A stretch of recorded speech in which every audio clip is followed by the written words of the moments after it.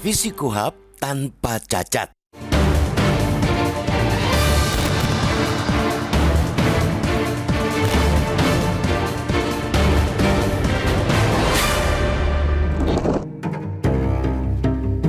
DPR dan pemerintah bertekad untuk segera menuntaskan revisi Undang-Undang Nomor 8 Tahun 1981 tentang Hukum Acara Pidana atau KUHP. Semangat yang baik sebenarnya. Aturan di undang-undang yang berusia lebih dari 44 tahun itu tentunya sudah ketinggalan zaman.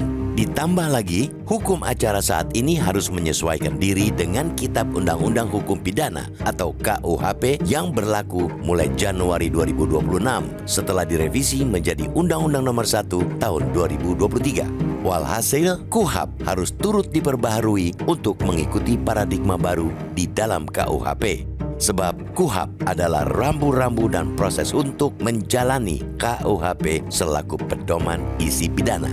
Apalagi pasal-pasal di dalam KUHP Produk 1981 dianggap tidak mampu melindungi hak warga negara.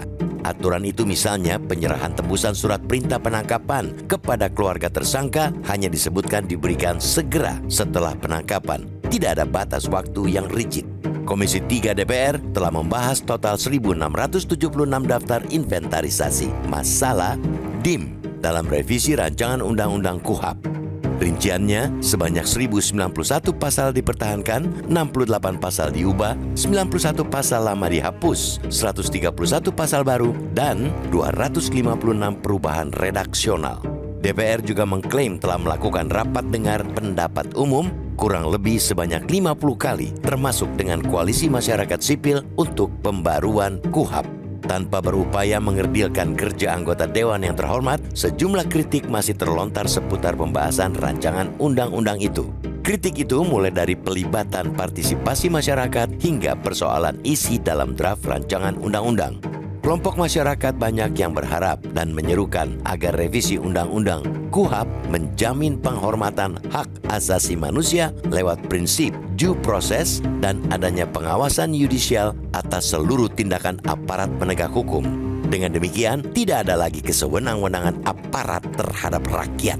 Di sisi penegak hukum juga masih melontarkan sejumlah masukan, termasuk ketidaksinkronan dengan Undang-Undang Nomor 19 Tahun 2019 tentang Komisi Pemberantasan Korupsi atau KPK. Kritik itu menyasar proses yang semestinya ada pengaturan X spesialis dalam penegakan hukum tindak pidana korupsi sebagai extraordinary crime. Tidak ada yang membantah bahwa pembahasan rancangan Undang-Undang KUHP urgen dilakukan. Hanya proses akan menentukan hasil. Kecepatan tidak berarti harus tergesa-gesa. Seluruh tahapan dan proses harus berjalan secara baik dan benar tanpa mengada-ada. Proses revisi KUHP bisa diselenggarakan dengan cara seksama dan dalam tempo sesingkat-singkatnya. Kecepatan proses harus tetap dijalankan dengan cara yang seksama. Mengebut menciptakan undang-undang tidak boleh mengabaikan kualitas dan keberpihakan kepada rakyat yang dikorbankan. Sebab beragam produk legislasi terbukti bermasalah justru ketika diproses. Sehingga undang-undang produk proses yang tergesa-gesa itu akhirnya terbentur di Mahkamah Konstitusi, MK. Sudah sepantasnya MK dilihat sebagai lembaga pengoreksi hasil kerja pilar legislatif dan eksekutif. Selain menimbang keselarasan undang-undang dengan konstitusi, sebuah undang-undang dibentuk pada hakikatnya bertujuan untuk melindungi rakyat, bukan sekadar alat penguasa.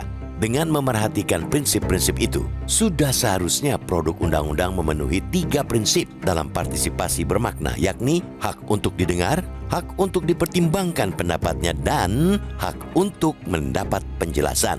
Jika prinsip itu tidak terpenuhi, sama saja menciptakan partisipasi formalitas atau bahkan manipulasi partisipasi.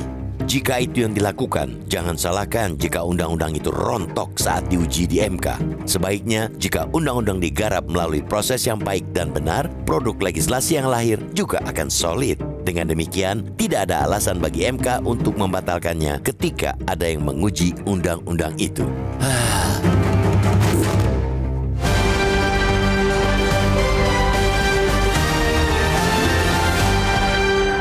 Jelajahi cara baru mendapatkan informasi. Download Metro TV Extend sekarang.